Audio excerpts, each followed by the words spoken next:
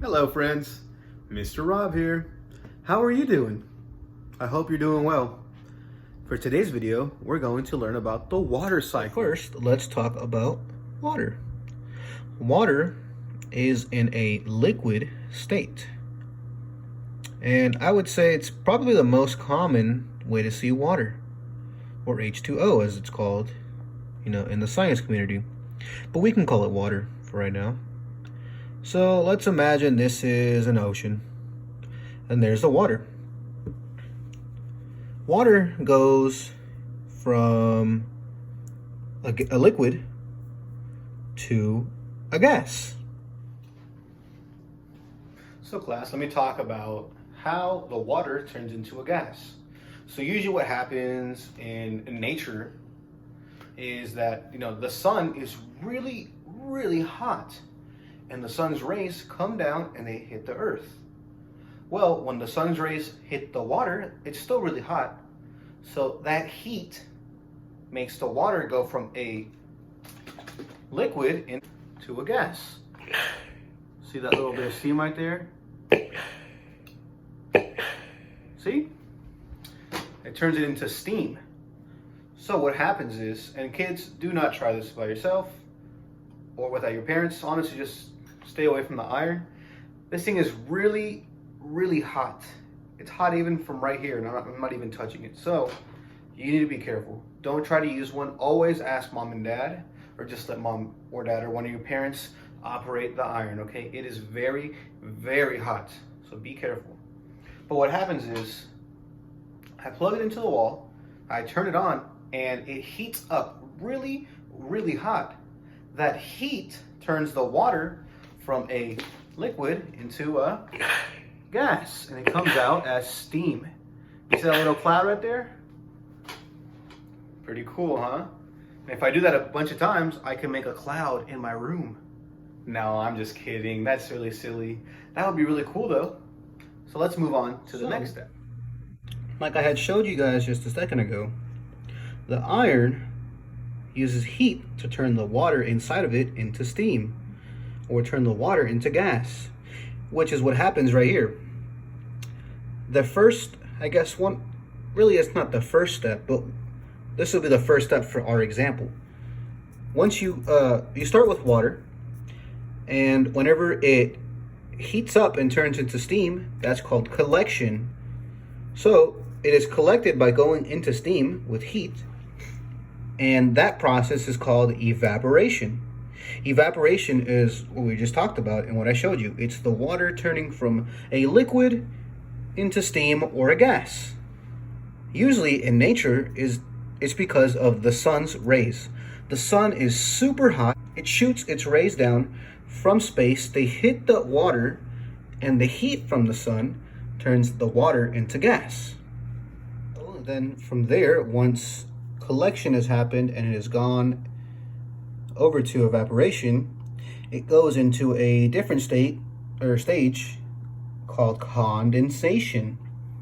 Condensation. So far we have collection, evaporation, and condensation. These are some pretty hard words for you guys right now, but with practice, you'll get them.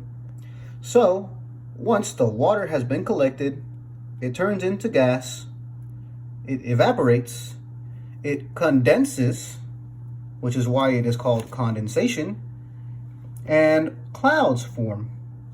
So once there is a lot of water condensed from gas into liquid in the cloud, and it gets really, really full, that's when rain comes down. And then it either comes down, so usually like here in Texas, it's really hot most of the time, so it comes down as rain.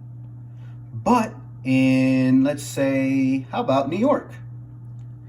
It can get really cold up there, so it'll come down as snow. Once the water has evaporated and then condensed into a cloud, a thunderstorm happens.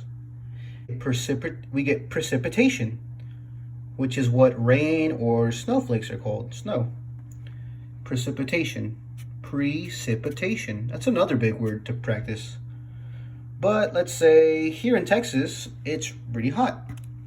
it's really hot. So whenever the water comes down in precipitation, we see it as rain, as water in a liquid state. But in somewhere colder, like, I don't know, the North Pole, it comes down as snow. So I'm going to talk about precipitation just a little bit more. Like I said, here in Texas, it gets really hot. So whenever the water falls down from the cloud, it is too hot to stay as ice or snow. So whenever we see, water coming down, it comes down as rain. But if we go to Antarctica, where it is really, really cold, the water stays as ice. Precipitation and the water cycle in general is a little different in a place like Antarctica.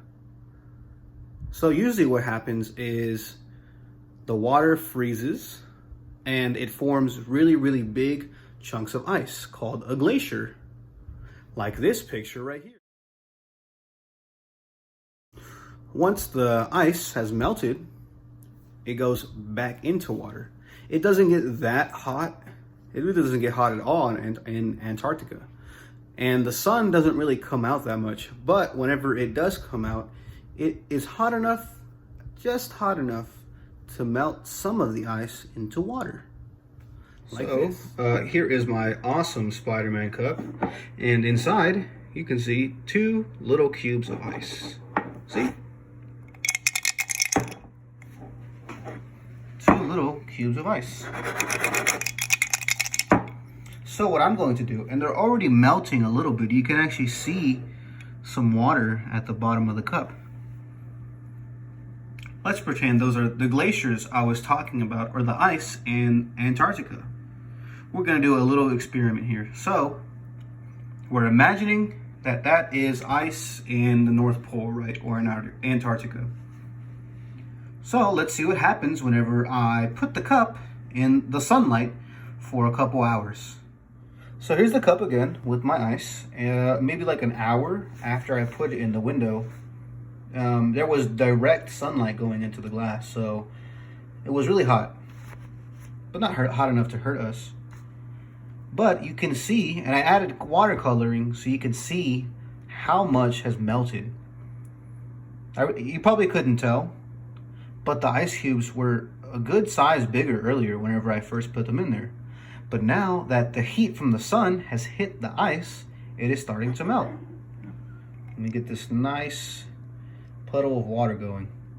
So let's cut back in a little bit longer, and all of the ice should be completely melted into water. Look at that, they're basically gone. And now there's more water than there really is ice, I mean, it's really the same amount. And wow, look at that, they're almost gone. Look at how small they are. And look how much more water there is now. Let's check back in a little bit longer once the ice has fully melted. It took a lot longer because, as you can see, the sun's, not really reaching right here. There's a lot of shade. But the water did melt, and now, or the ice did melt into water. Completely, look. Now it is literally just water.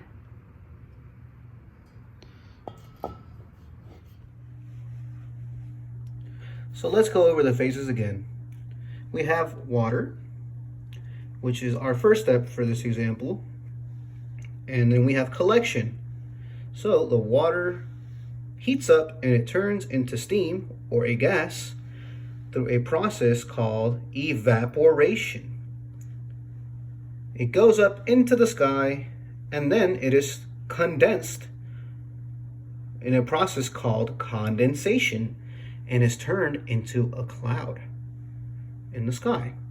And then precipitation happens, and